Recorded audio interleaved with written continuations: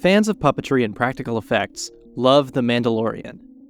The filmmakers behind this Disney Plus series continue to pioneer cutting-edge digital technology, like virtual production, but they also champion incorporating the new with time-proven practical effects.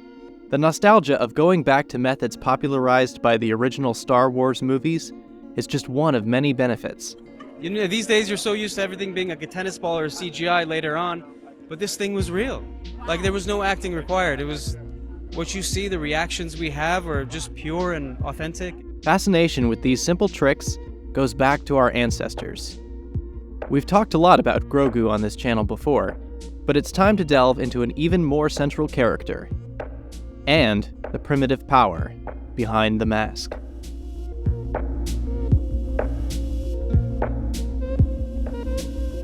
Star Wars fandom has become divided in recent years, but The Mandalorian seems to appeal to all audiences.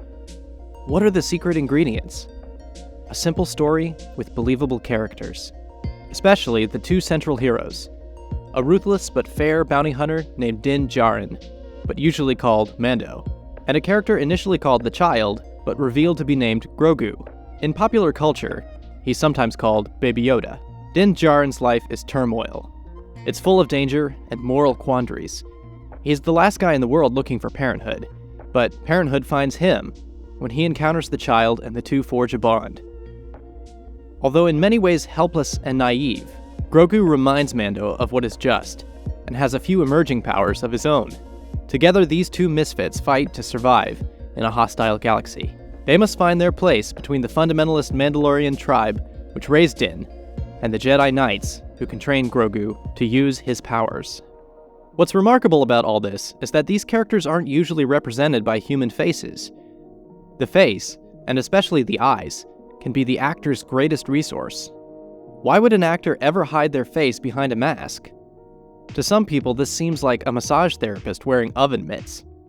In reality, the use of masks, like puppetry, opens up a whole new world of dramatic potential. Nearly every ancient culture has a tradition of wearing masks. The Chokwe tribe of Central Africa used masks in rituals. Japanese No, Greek tragedy and comedy, and Sri Lankan kolam theater all depended on masks as an essential part of the drama. Why did they do this? Mask expert John Mack writes in his seminal book, Masks and the Art of Expression, that masks are symbolic of human transformation.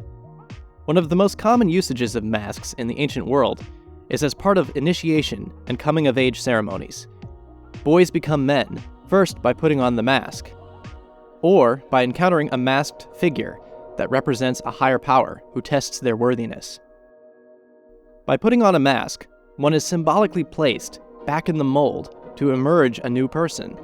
Like his ancient counterparts, the Mandalorian is also undergoing a test of his manhood, but instead of a test of strength or prowess, it's a test of compassion.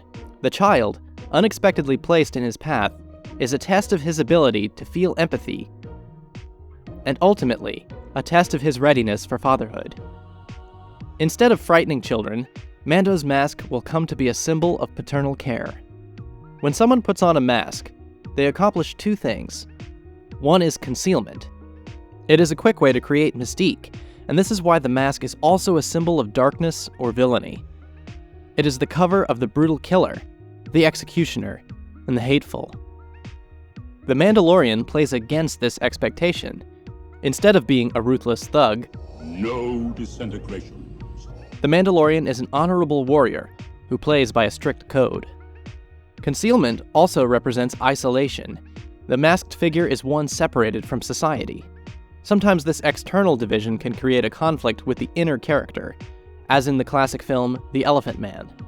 John Merrick just wants to live an ordinary life, but his appearance, created for the film as a mask, leads the narrow-minded public to believe he is a monster. Like the Mandalorian, he is cut off from society, but Mando does this intentionally to be part of an outsider's group. The other accomplishment of masking is the important one. Masks offer revelation. Paradoxically, the mask, like the puppet, enables the performer to reveal an aspect of their nature they couldn't express without it. Often what's revealed through a disguise is a profound truth of real identity, the theatrical equivalent of the truth spoken in jest. Because a mask offers minimal emotion, it serves as a blank screen for the audience to project their emotions and their ideas from their own imaginations. They can create interpretations of the mask from the performer's limited movements. The mask maker, performer, and the audience collaborate to create meaning. The moments when the Mandalorian removes his mask are even more powerful because the audience is invested in finding subtle meanings in a head tilt or a slight turn. It's like drawing in the audience to hear a whisper just before playing a full symphonic chord. The small details become amplified.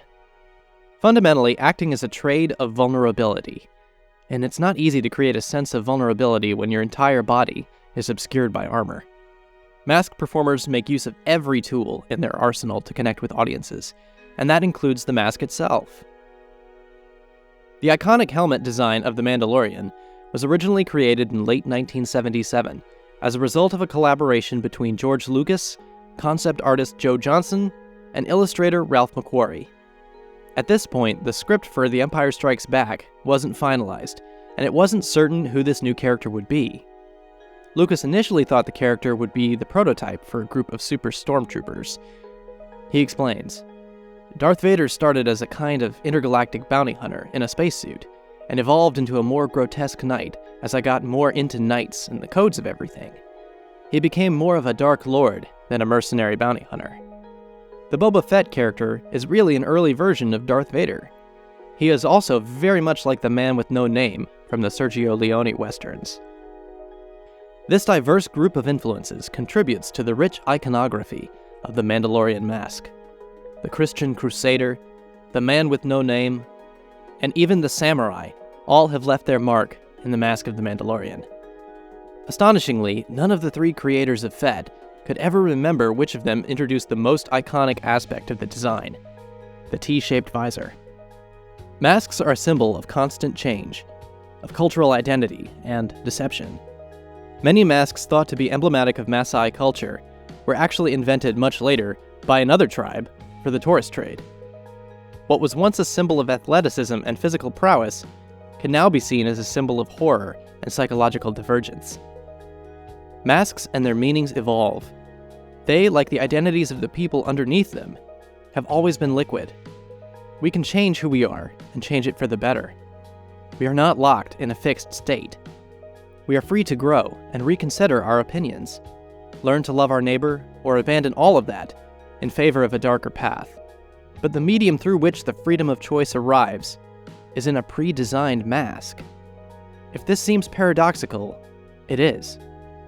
But seeing how a trick is done, and believing in it anyway, is the paradox at the heart of the magic of puppetry, and the magic of the mask.